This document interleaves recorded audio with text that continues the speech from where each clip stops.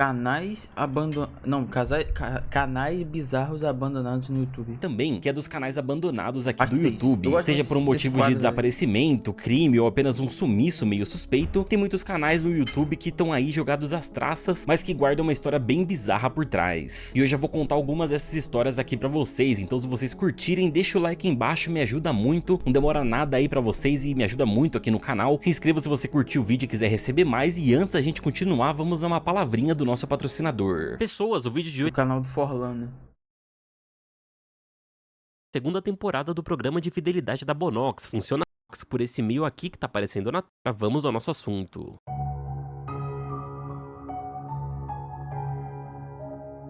O canal daquele maluco lá do Discord. Existem muitos canais abandonados hoje no YouTube, mas poucos são tão estranhos quanto o de Nicolas Sorendegger. Diferente de alguém que apenas parou de postar vídeos, Nicolas simplesmente desapareceu do mundo real e até hoje ninguém sabe exatamente o que aconteceu com ele. O rapaz tinha 28 anos quando desapareceu e na época ele era conhecido por um canal chamado Forlan não tem YouTube.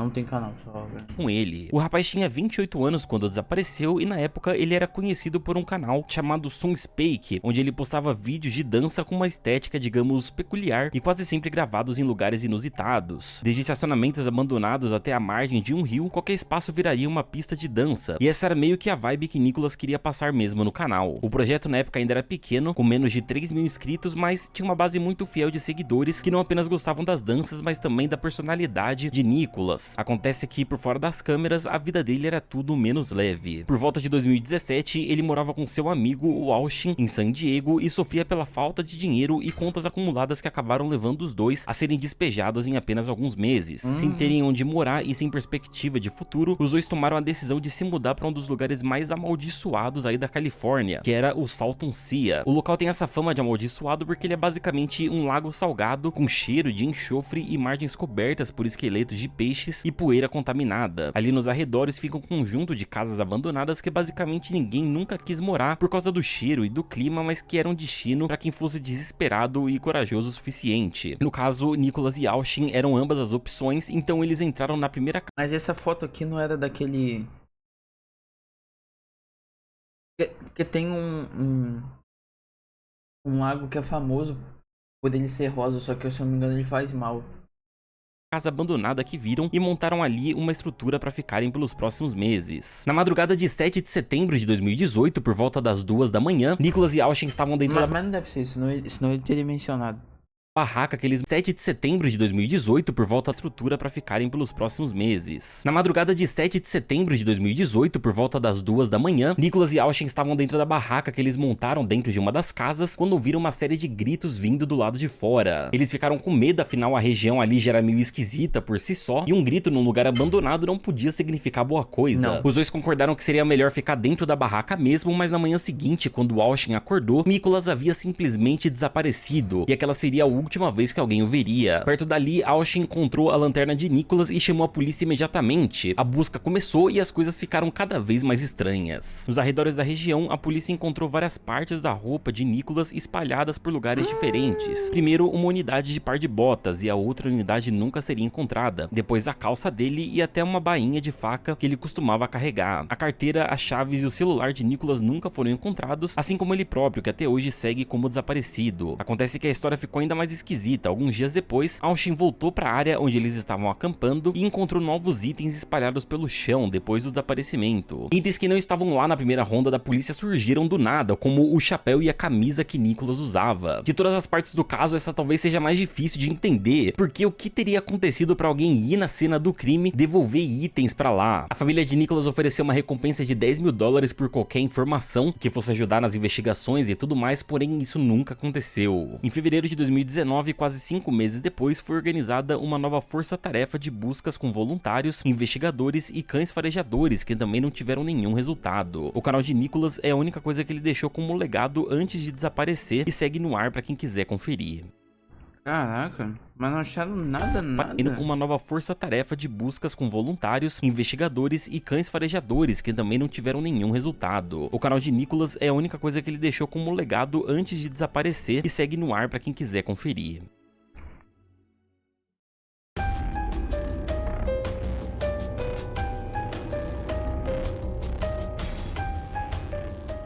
Nem todo caso que eu cito aqui nessa série envolve desaparecimentos, mas com certeza alguns silêncios são bem suspeitos. Esse é o caso do canal Mac Adventures, que ao contrário da maioria dos canais de aventura e exploração, era feita por pai e filho, o Joey e o Garrett, que sempre filmavam juntos. Criado em 2006, o canal começou pequeno com vídeos de viagens, vlogs e até podcasts, enquanto os dois cruzavam os Estados Unidos de moto, mas aos poucos eles começaram a aumentar o nível de exploração e também a quantidade de produção. Os vídeos mostravam o cotidiano na estrada, o companheirismo entre pai e filho, e os fãs gostavam porque aquilo retratava meio com o cotidiano. Começaram a aumentar o nível de exploração e também a quantidade de produção. Os vídeos mostravam o cotidiano na estrada, o companheirismo entre pai e filho, e os fãs gostavam porque aquilo retratava meio como uma viagem em família. Só que tudo isso mudou no dia em que eles decidiram visitar um dos lugares mais enigmáticos e centros de teorias da conspiração nos Estados Unidos, a Área 51. Durante décadas, a Área 51 alimentou teorias sobre extraterrestres, discos voadores e experimentos secretos do governo americano, e talvez por isso o local seja tão restrito que conta com sensores de movimento, câmeras de alta precisão, patrulhamento constante e placas alertando que qualquer invasão pode resultar em prisão ou em coisa pior. Sabendo disso, Joey e Garrett filmaram apenas o portão dos fundos da base enquanto pareciam nervosos e comentavam sobre o Camo Dudes, que é como são conhecidos os guardas armados que usam trajes camuflados e patrulham os arredores do local. Em certo momento, eles chegaram a filmar um dos guardas olhando para eles de longe e logo depois vão embora e encerram o vídeo. Acontece que o vídeo se tornou um sucesso absoluto e fez mais views sozinho do que todos os outros vídeos somados que eles haviam feito até aquele momento. Indo atrás do sucesso, eles decidiram então voltar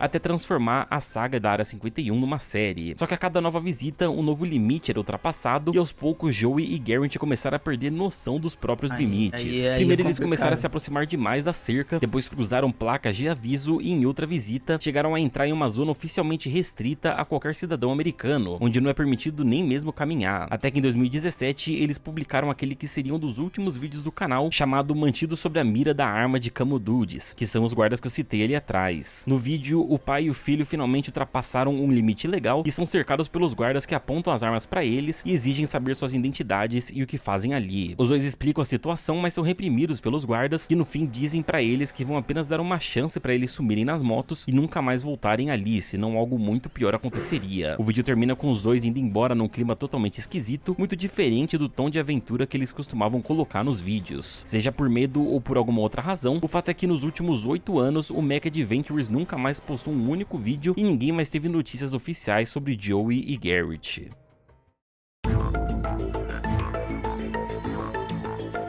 Esse pode ter dado problema.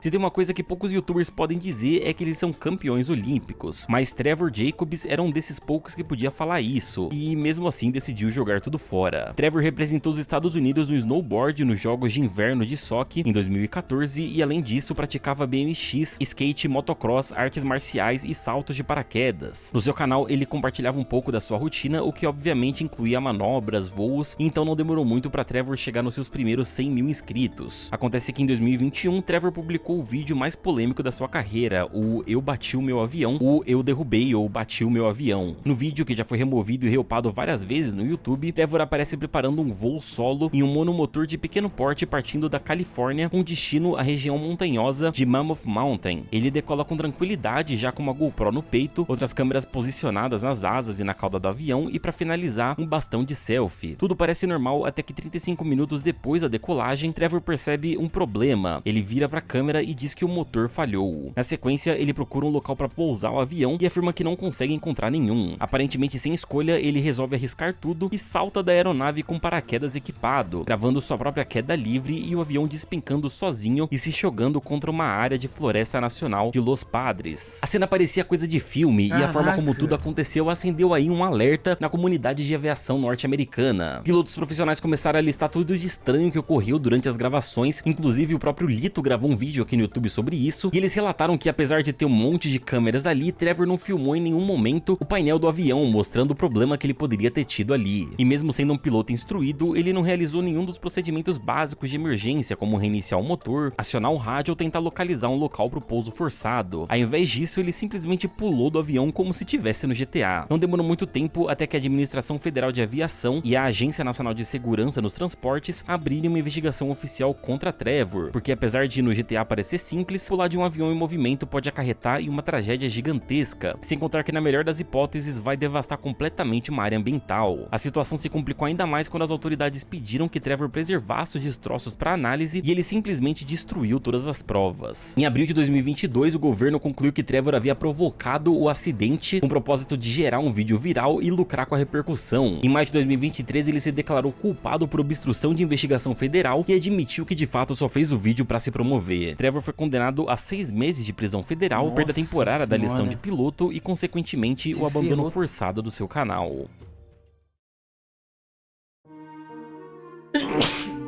Mas o vídeo ainda tá no ar? Entre todos os canais que desapareceram da internet, talvez nenhum tenha deixado pra trás um estrago tão grande quanto o da tailandesa Naramon Kongshak, conhecida pelos fãs como Nut. Em 2014, Nut criou o canal Nut Natamon, que mais tarde se tornaria o Lia Channel, inicialmente voltado para covers de K-pop, tutoriais de dança, vídeos de maquiagem e vlogs sobre sua rotina. Explorando um nicho bilionário, o canal de Nut cresceu de forma bastante consistente até ultrapassar os 800 mil inscritos, um número bem considerável. Como a área de maquiagem e lifestyle sempre foi muito frutífera, Nut começou a fazer bastante publicidade e passou a ostentar uma certa vida de luxo nas suas redes sociais. Nessa mesma época, ela passou a se vender pro público como alguém que poderia ajudar seus seguidores a conquistarem tudo aquilo também, então iniciou uma fase meio coach da sua trajetória profissional. Ela se reinventou como uma coach Nut e dizia ser especialista em trading de Forex, um mercado de câmbio famoso. Em vídeos e publicações, Nut dizia que era capaz de ganhar milhares de dólares em minutos e que já havia feito mais de 100 mil dólares em um único dia. Percebendo que seus seguidores estavam confiando nas suas palavras, Nut fez sua cartada final e apareceu nas redes sociais com uma proposta irrecusável. Ela colocou seus dados bancários e disse que qualquer dinheiro que qualquer seguidora enviasse seria recebido de volta com até 35% de lucro em poucos dias. Se hoje em dia tem muita gente que cai nisso, imagine aí há 5 anos atrás. Esse retorno era algo que qualquer investidor experiente saberia que é absolutamente fora da curva e insustentável para ser dado assim de graça. Mas isso não impediu milhares de pessoas de caírem no golpe. Mais de 6 mil pessoas enviaram dinheiro para Nut, muitas delas usando aí economia de anos e empréstimos, e calcula-se que o valor total arrecadado tem ultrapassado aí os 55 milhões de dólares. Muita grana. Mais do que o suficiente para alguém simplesmente pegar tudo e fugir, e foi exatamente isso que ela fez. Primeiro, Nut publicou um vídeo inacreditável no seu Instagram, dizendo que havia cometido um erro de operação e perdido todo o dinheiro, simplesmente assim. Ela prometeu que devolveria tudo às pessoas se dessem apenas alguns meses, mas logo em seguida, Nut deixou de postar em qualquer rede social. Segundo as investigações preliminares, ela teria fugido do país após o escândalo, possivelmente indo para Malásia, mas ainda sem nenhuma pista concreta. Grupos de vítimas se reuniram para financiar buscas independentes e chegaram a arrecadar o equivalente a 55 mil dólares em recompensa para quem conseguisse alguma informação que a levasse à sua prisão, mas até hoje ninguém sabe exatamente onde ela está. Seu canal, agora rebatizado como Lia Channel, segue no ar e sem nenhum vídeo postado há 3 anos. E é isso, confira a parte 2 dos canais abandonados no YouTube clicando no vídeo aí da tela, deixa o like se curtiram, inscreva-se se for novo por Caraca, roubou todo mundo e se... Caraca. Fez o urubu do Pix tailandês. Mano. Ele sumiu. Ah, esse último foi doido, hein? Ela fez tipo o golpe da Telex Free lá. Bizarro.